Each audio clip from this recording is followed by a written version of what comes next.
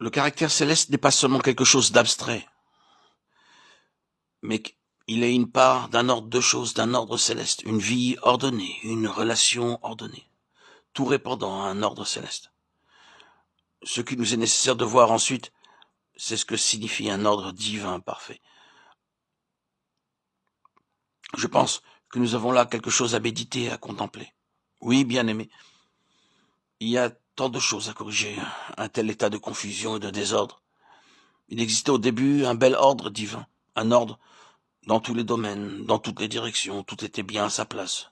Chaque chose dans sa propre relation, tout fonctionnait dans un ordre parfait.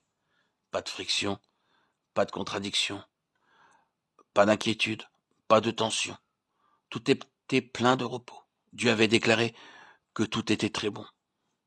Si Dieu a pu dire cela, c'est qu'à la lumière de sa mesure des choses, un tel ordre devait être très bon, car sa mesure est tellement plus haute que la nôtre. Lorsque nous arrivons à obtenir une certaine mesure d'ordre, sans friction ni contradiction, sans effort ni tension, nous sommes conscients d'avoir quelque chose de très bon. Mais combien plus élevée est la mesure de Dieu? Lorsque Dieu dit d'une chose, elle est très bonne. Elle doit être très bonne en vérité. Mais ensuite parut la confusion. Tout fut désordonné. Et l'harmonie fut détruite dans l'univers de Dieu. Il y a désormais de la tension.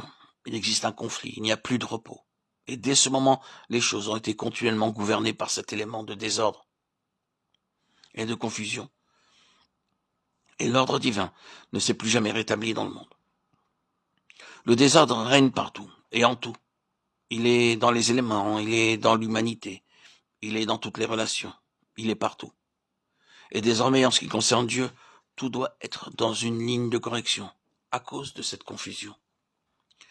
Car, avant tout, le désordre, la confusion règne dans l'homme lui-même. L'homme n'est plus une harmonie, une unité, il est entièrement dans le désordre. Puis le désordre se trouve dans les relations de l'homme. Toutes les relations de l'homme sont désordonnées et renversées. Ensuite, il règne dans le monde que l'homme a fait. C'est l'homme qui a fait le monde tel qu'il est et qui a établi l'ordre présent. Un ordre qui est un désordre aux yeux de Dieu. Partout dans ce monde, il y a du désordre. Nous n'avons pas besoin de nous y arrêter pour prouver combien cela est vrai. Partout dans ce monde, nous trouvons ce qui n'est pas de Dieu et ce que Dieu ne voulait pas. L'ordre a disparu. On ne le trouve plus.